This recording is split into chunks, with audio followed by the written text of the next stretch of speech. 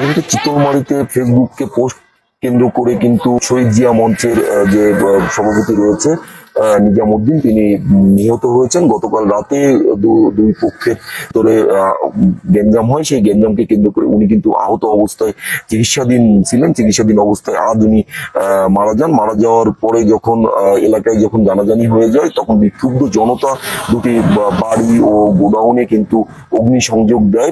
Police ঘটনাস্থলে নিয়ন্ত্রণে এনেছে। এর আগে কিন্তু 5 আগস্টের আগে সুফিয়ান শেখ তার ফেসবুকে এক দফা খবর দিয়ে, জায়গায় জায়গায় খবর দিয়ে এমনটি লিখে কিন্তু পোস্ট করেছিল।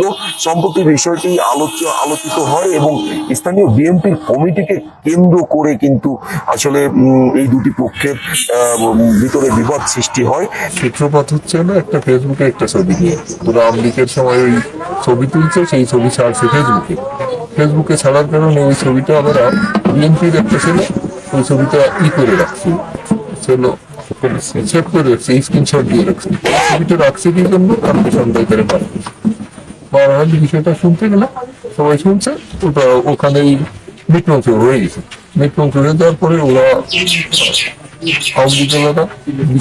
আওয়ামী লীগেরা চিন্তাভাবনা করছে করে ওখানে বিএনপিরও দু একজন ছিল, ওই নব্য বিএনপি বলতে ওদের বোঝায়, কারণ ওরা ওদের সাথে আগে ছিল, ছত্রছায়া হিসেবে ছিল, এখন আবার ওদের ছত্রছায়া দেওয়ার জন্যই করতেছিল। তার ভিতরে ওরা এখন বিএনপি হয়েছে। এখন বিএনপি হওয়ার কারণে ওরা হচ্ছে ওদের নিয়ে দাও, তারপরে চাইনিজ এগুলো নিয়ে ওরা ওখানে রেডি ছিল। উৎসবের খুশি হবে নগদে বেশি, কারণ ঘন্টায় ঘন্টায় আছে গিফট জেতার সুযোগ। ফেসবুকের এই পোস্টকে কেন্দ্র করে গতকাল রাতে একটি গ্যাঞ্জাম সৃষ্টি হয়। সেই গ্যাঞ্জামে আহত অবস্থায় আসলে নিজামুদ্দিন চিকিৎসাধীন ছিলেন। চিকিৎসাধীন অবস্থায় কিন্তু তিনি আসলে মারা যান। মারা যাওয়ার খবরটি শুনে এলাকায় যখন বিক্ষুব্ধ জনতা অগ্নিসংযোগ করেন, পুলিশ, ফায়ার সার্ভিস, সেনাবাহিনী সেখানে গিয়ে পরিস্থিতি নিয়ন্ত্রণে আনে। আমরা কথা বলেছি চিতলমারি অফিসার ইনচার্জের সঙ্গে।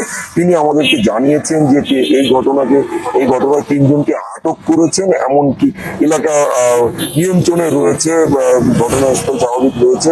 পলিটিক্যাল কাজে ততটাই ব্যস্ত ছিলাম। আমাদের ওই নৈশব ফর্ম দাখিল হয়েছিল ইউনিয়ন বিএনপির সম্মেলন উপলক্ষে। এক পর্যায়ে রাত তখন 11টা বাজে আমাদের কাছে মেসেজ থাকে হিজলে গ্রামে সামাজিক অবস্থান নিয়ে পূর্ব শত্রুতার জের হিসেবে গণ্ডগোল শুরু হয়। সেই শত্রুতার জের হিসেবে সেখানে এক ছেলে গুরুতর আহত, নাম হলো নিজাম কাকা। তখন থানা, পুলিশ, আর্মি যথাযথ তাদের যে ভূমিকা যথারীতি পালন করেছে। আমরা সামাজিক অবস্থান থেকে, রাজনৈতিক অবস্থান থেকে আমরা আইনের পক্ষে এবং যথারীতি আমরাও সামাজিক এবং মানবিক যে দৃষ্টিকোণ থেকে আমরা